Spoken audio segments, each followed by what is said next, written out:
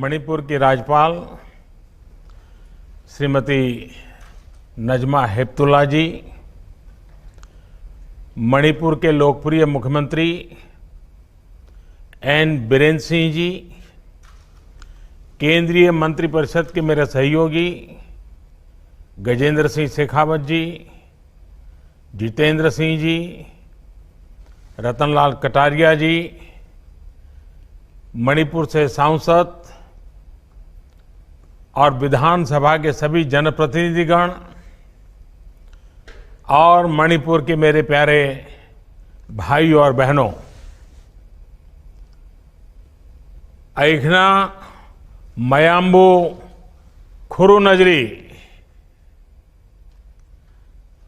आज का ये कार्यक्रम इस बात का उदाहरण है कि कोरोना के इस संकट काल में भी देश रुका नहीं है, देश थमा नहीं है और देश थका भी नहीं है।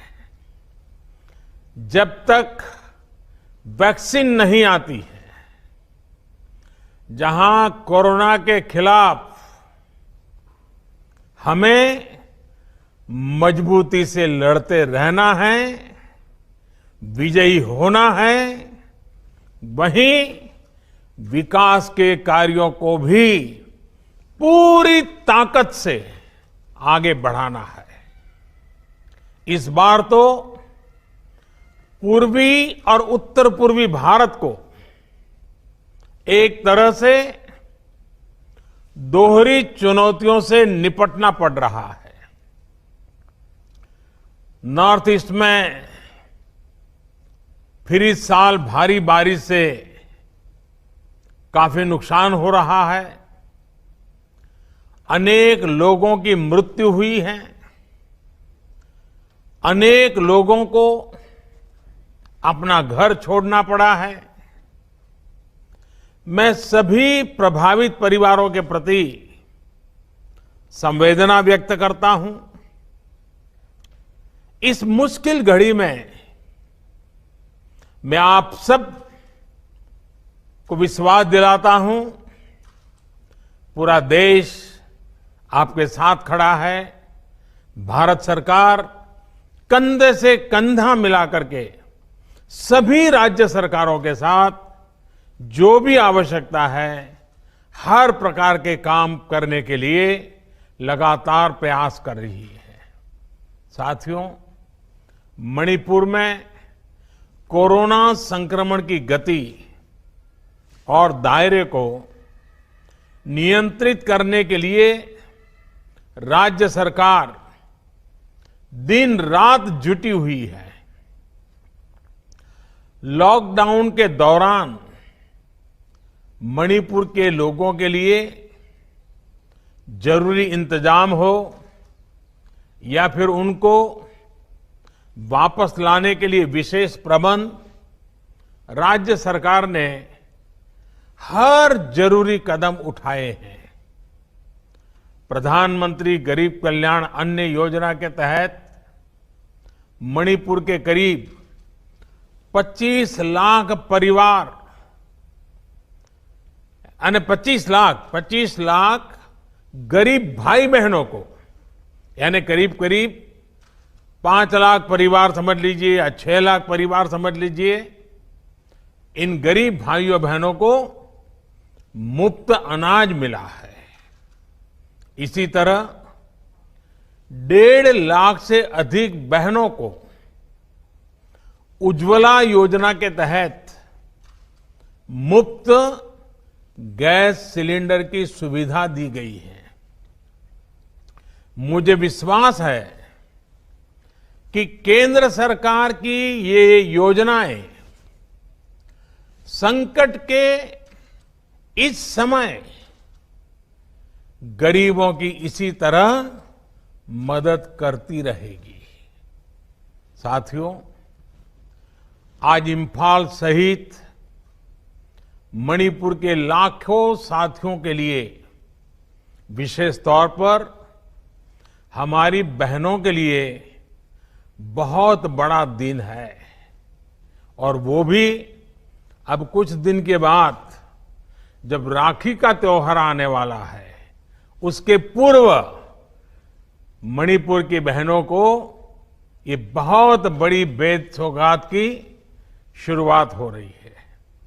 लगभग 3,000 करोड़ रुपए की लागत से पूरे होने वाले मणिपुर वाटर सप्लाई प्रोजेक्ट से यहां के लोगों को पानी की दिक्कतें कम होने वाली है। ग्रेटर इंफाल सहित छोटे बड़े 25 शहर और कस्बे, 1700 से ज्यादा गांवों के लिए इस प्रोजेक्ट से जो जलधारा निकलेगी, ये जलधारा जीवन धारा का काम करेगी।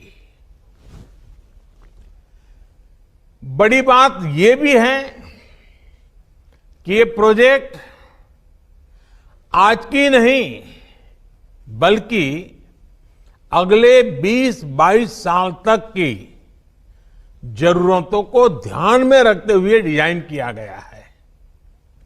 इस प्रोजेक्ट से लाखों लोगों को घर में पीने का साफ पानी तो उपलब्ध होगा ही, हजारों लोगों को रोजगार भी मिलेगा। और आप जानते हैं, जब शुद्ध पानी पीने को मिलता है तो इम्यूनिटी को बहुत मदद मिलती है, रोग प्रतिरोध के लिए बहुत बड़ी ताकत मिलती है, बीमारियां दूर रहती है। इसलिए इस पानी सिर्फ नल से पानी आएगा इतना विषय नहीं है। निश्चित रूप से ये प्रोजेक्ट हर घर नल से जल पहुंचाने के हमारे व्यापक लक्ष्य को भी बहुत अधिक गति देगा। मैं इस वाटर प्रोजेक्ट के लिए मणिपुर के लोगों को और विशेष करके मणिपुर की मेरी माताओं बहनों को बहुत बहुत बधाई देता हूं। साथियों, पिछले वर्ष जब देश में जल जीवन मिशन की शुरुआत हो रही थी, तभी मैंने कहा था कि हमें पहले की सरकारों के मुकाबले कई गुना तेजी से काम करना है। जब 15 करोड़ से ज्यादा घरों में पाइप से पानी पहुंचाना हो तो एक पल के लिए भी रुकने के बारे में सोचा नहीं जा सकता। यही वजह थी कि लॉकडाउन के समय में भी गांव-गांव में पाइपलाइन बिछाने और जागरूकता बढ़ाने, पंचायतों के साथ लाने का काम लगातार जारी रहा। आज स्थिति ये है कि देश में करीब करीब 1 लाख वाटर कनेक्शन, यानी घरों में पानी का कनेक्शन प्रतिदिन रोज दिया जा रहा है। यानी हर रोज 1 लाख माताओं बहनों के जीवन से पानी की इतनी बड़ी चिंता को हम दूर कर रहे हैं। 1 लाख परिवार की माताओं बहनों को उनका जीवन आसान बना रहे हैं। ये तेजी इसलिए भी संभव हो पा रही है क्योंकि जल जीवन मिशन एक जन आंदोलन के रूप में आगे बढ़ रहा है। इसमें गांव के लोग, विशेष करके गांव की बहनें, गांव के जनप्रतिनिधि ही मिलकर के तय कर रहे हैं कि कहां पाइप बिछेगी, कहां पानी का सोर्स बनेगा, कहां टैंक बनेगा, कहां कितना बजट लगेगा। साथियों,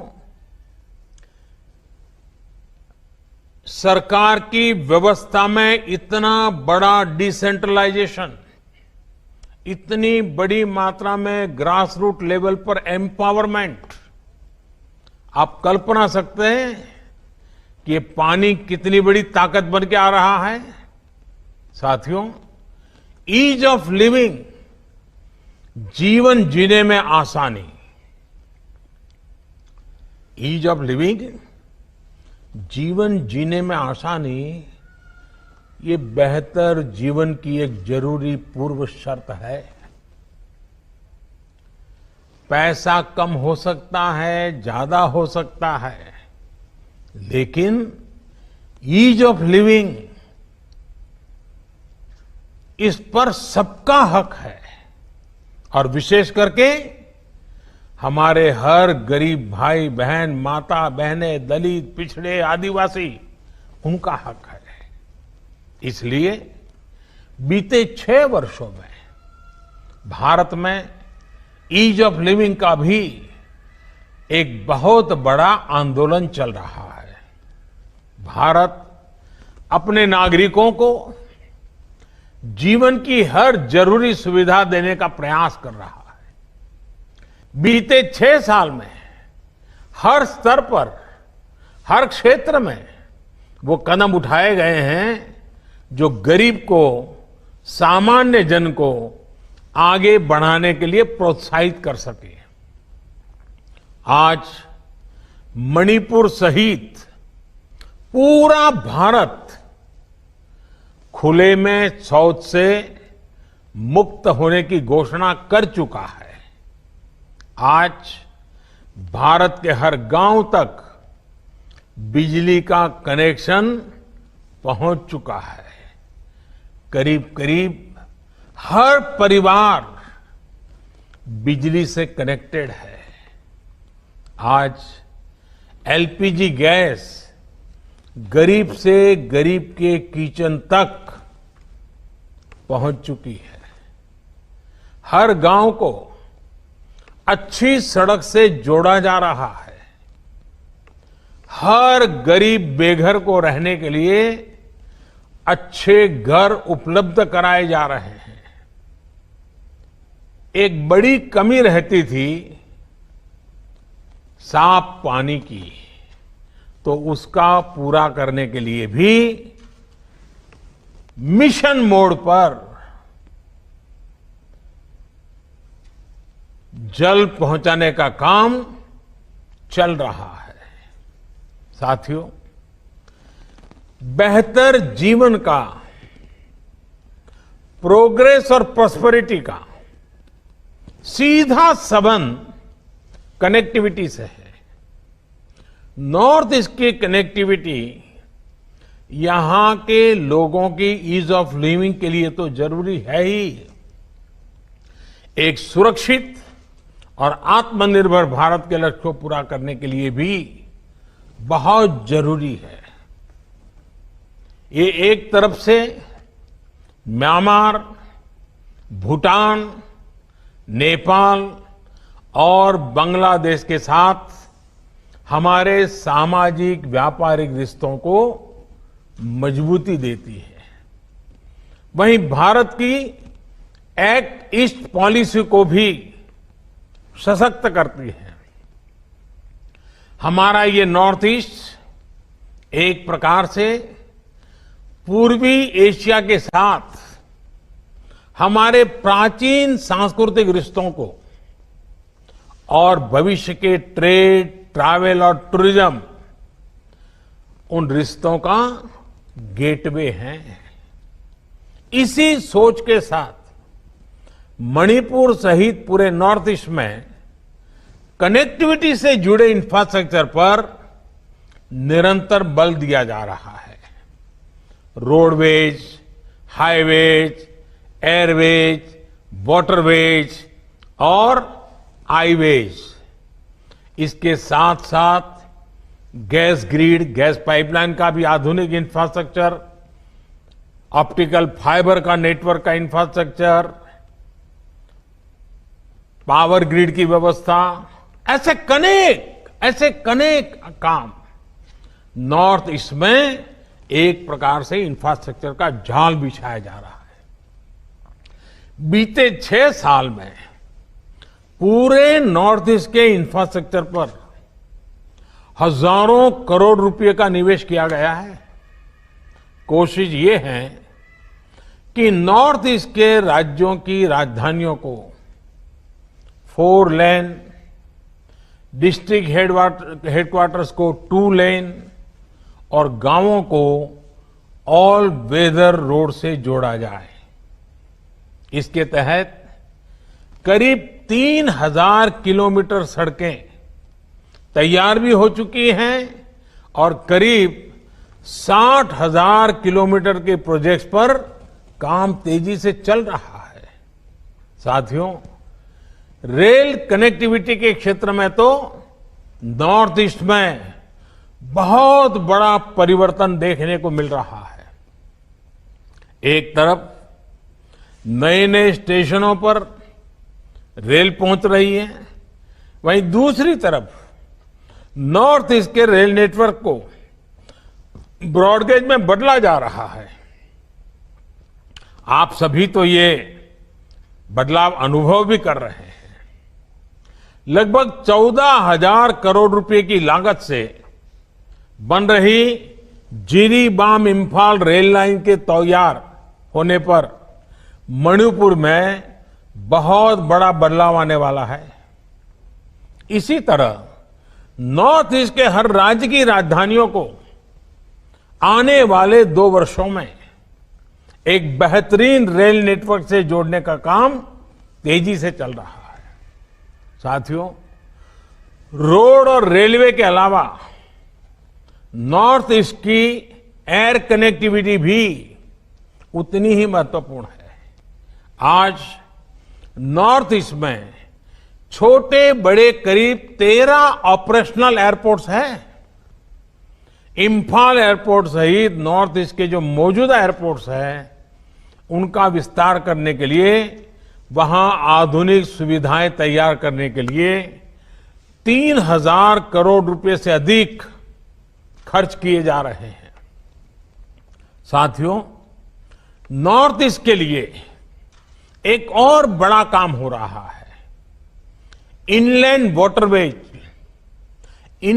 वाटरवेज के क्षेत्र में एक बहुत बड़ा रिवॉल्यूशन मैं देख रहा हूं।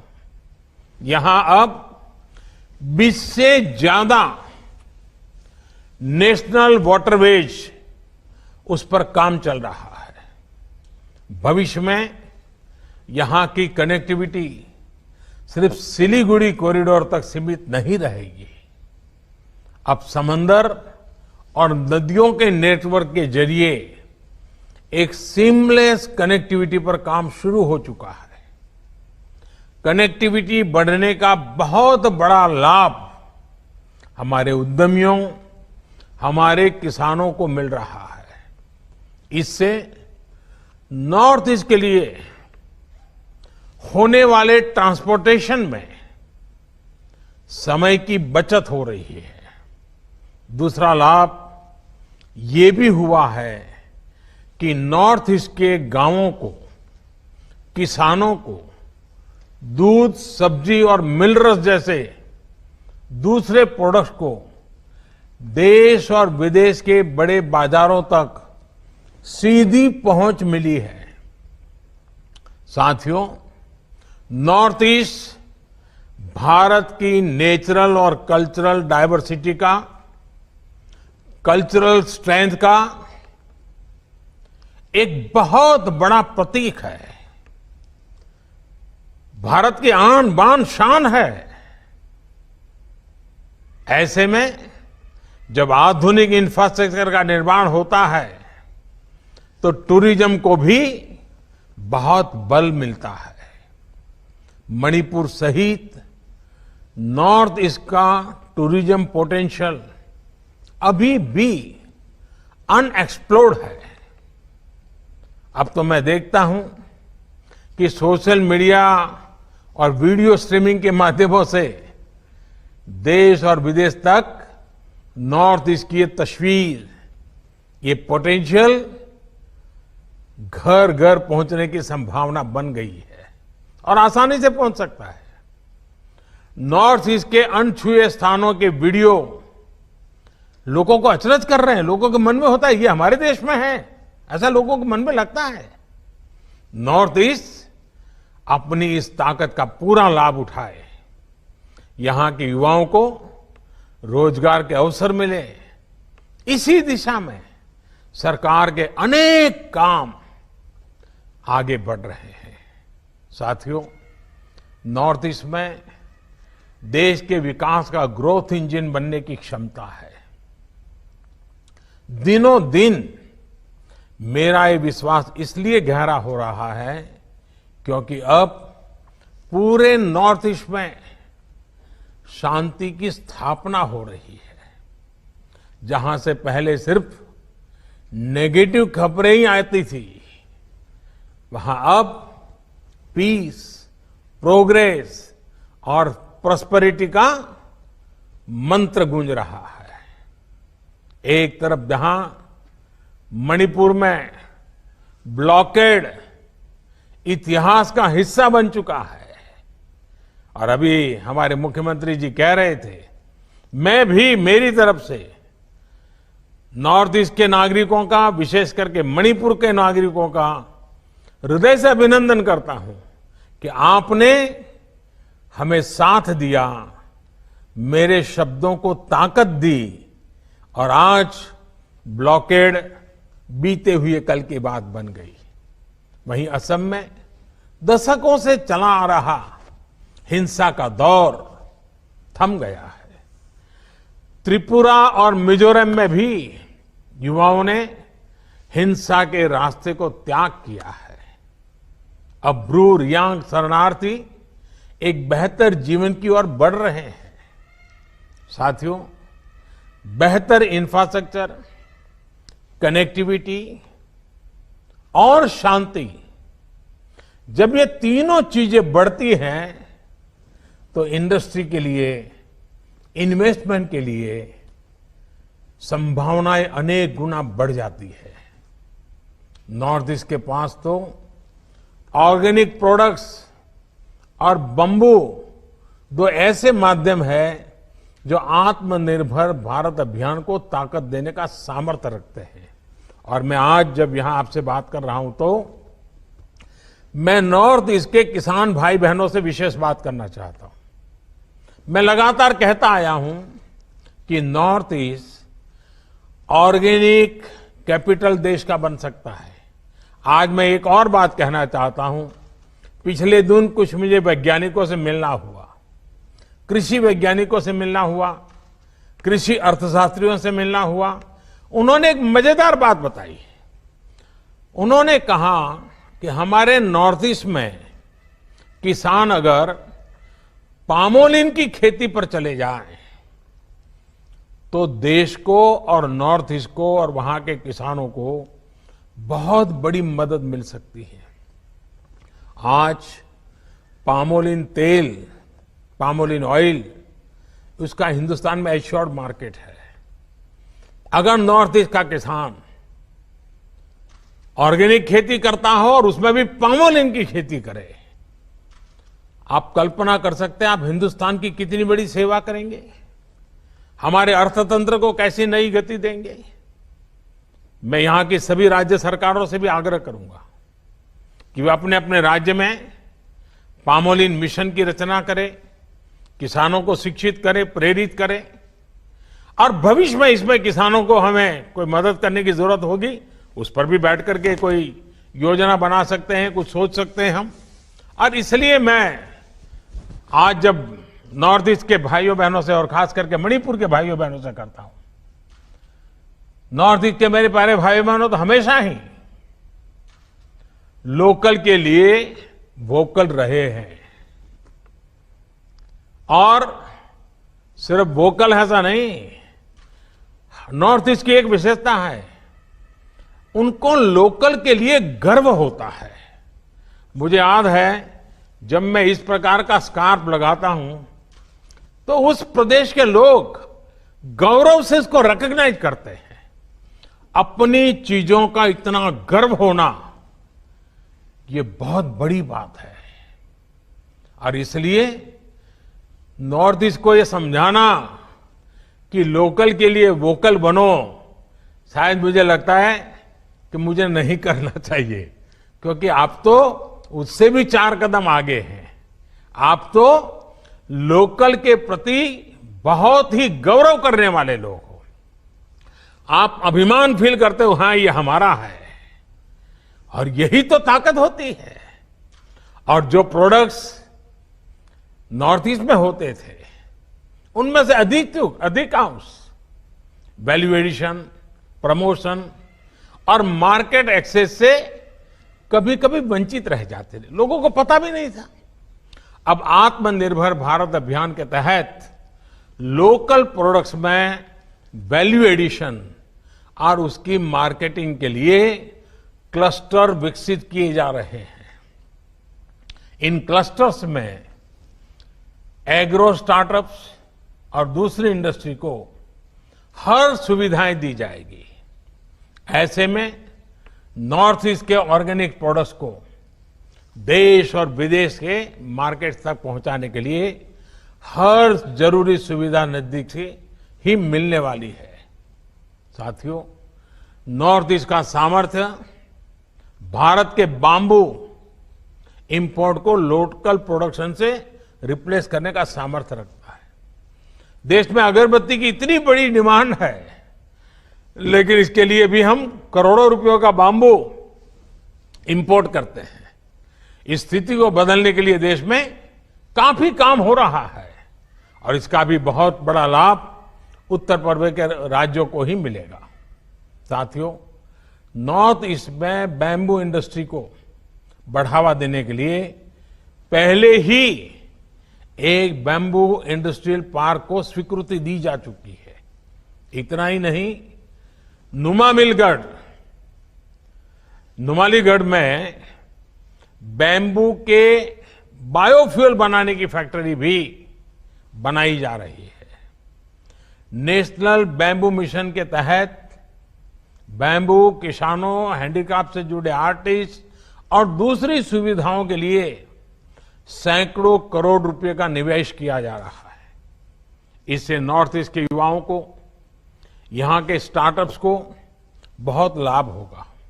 साथियों, नॉर्थ ईस्ट में हो रहे इस तेज परिवर्तन का लाभ जो राज्य ज्यादा सक्रिय होगा वो उठाएगा। मणिपुर के सामने असीमित अवसर हैं, और मुझे पक्का विश्वास है कि मणिपुर मौका जाने नहीं देगा। यहां के किसानों, यहां के युवा उद्यमों को इसका बहुत बड़ा लाभ होने वाला है। हमारा प्रयास यही है कि मणिपुर के युवाओं को रोजगार के अवसर स्थानीय स्तर पर ही उपलब्ध हो। Health, education, skill development, startups और दूसरी अन्य ट्रेनिंग के लिए अब यहीं पर अनेक संस्थान बन रहे हैं। स्पोर्ट्स यूनिवर्सिटी और वर्ल्ड क्लास स्टेडियम बनने से मणिपुर देश के स्पोर्ट्स टैलेंट को निखारने के लिए एक बड़ा हब बनता जा रहा है। यही नहीं, देश के दूसरे हिस्सों में भी मणिपुर सहित नॉर्थ ईस्ट के सभी युवाओं को आज हॉस्टल समेत बेहतर सुविधाएं उपलब्ध कराई जा रही हैं। विकास और विश्वास के इस रास्ते को हमें और मजबूत करते रहना है। एक बार फिर आप सभी को इस नए वाटर प्रोजेक्ट के लिए अनेक अनेक शुभकामनाएं। विशेष करके हमारी माताओं बहनों के आशीर्वाद हमें वो शक्ति दें ताकि घर घर जल पहुंचाने के हमारे इस सपने में कहीं कोई रुकावट ना आए, समय सीमा के पहले हम काम कर पाएं। ऐसे माताएं बहनें हमें आशीर्वाद दें। हमें काम करना है, हमें काम करने के लिए आशीर्वाद दीजिए।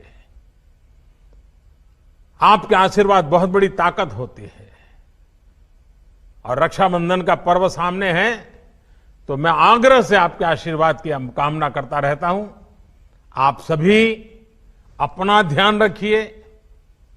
स्वच्छता को लेकर तो वैसे भी नॉर्थ ईस्ट हमेशा से बहुत गंभीर रहा है, सतर्क रहा है, देश के लिए एक मॉडल के रूप काम कर रहा है। लेकिन आज जब हम कोरोना से लड़ाई लड़ रहे हैं, तब 2 गज की दूरी, चेहरे पर मास्क और हैंड सैनिटाइजेशन, उसी प्रकार से कहीं बाहर थूकना नहीं, गंदगी करना नहीं, इन सारी बाबतों का ध्यान रखना है। आज कोरोना से लड़ाई लड़ने के लिए सबसे ताकतवर हथियार यही है। यही हमें कोरोना से लड़ाई में मदद करते रहेंगे। मैं फिर एक बार आप सबके बीच आने का मौका मिला। एक बहुत स्वप्न लेकर के इस योजना को शुरुआत कर रहे हैं। मणिपुर देश को दिशा दिखाएगा, इस पूरे विश्वास के साथ आपको बहुत बहुत शुभकामनाएं, बहुत बहुत धन्यवाद।